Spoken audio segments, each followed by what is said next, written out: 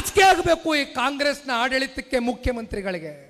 ಒಬ್ಬ ಪೊಲೀಸ್ ಅಧಿಕಾರಿ 31 ವರ್ಷಗಳ ಕಾಲ ಪ್ರಾಮಾಣಿಕವಾಗಿ ಧಾರವಾಡ ಜಿಲ್ಲೆಯಲ್ಲಿ ಸೇವೆಯನ್ನು ಸಲ್ಲಿಸಿರ್ತಕ್ಕಂಥ ಪೊಲೀಸ್ ಅಧಿಕಾರಿಗೆ ಈ ರಾಜ್ಯದ ನಮ್ಮ ಸಿದ್ದರಾಮಣ್ಣ ಅವರು, ಗೌರವಾನ್ವಿತ ಮುಖ್ಯಮಂತ್ರಿಗಳು, ಕಪಾಳ ಮೋಕ್ಷ ಮಾಡಕ್ಕೆ ಹೋಗ್ತಾರೆ.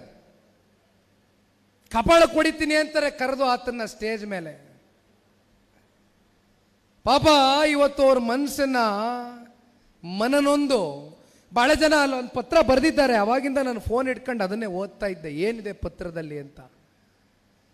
ಜನ ಬಂದು ಆ ಪೊಲೀಸ್ ಅಧಿಕಾರಿಗೆ ಹೇಳ್ತಾರಂತೆ, ಸಾರ್, ಸರ್ಕಾರದಲ್ಲಿರ್ತಕ್ಕಂಥ ಅಧಿಕಾರಿಗಳು, ಪೊಲೀಸ್ ಅಧಿಕಾರಿಗಳು, ನಿಮ್ಗಳ ಪರಿಸ್ಥಿತಿನೇ ಈ ರೀತಿ ಆಗೋದ್ರೆ ನಮ್ಮನ್ನ ಕಾಪಾಡ್ತಕ್ಕಂಥ, ನಮಗೆ ರಕ್ಷಣೆ ಕೊಡ್ತಕ್ಕಂಥ ಪೊಲೀಸರ ಪರಿಸ್ಥಿತಿ ಇವತ್ತು ಕರ್ನಾಟಕ ರಾಜ್ಯದಲ್ಲಿ ಚಿಂತಾಜನಕವಾಗಿದೆ.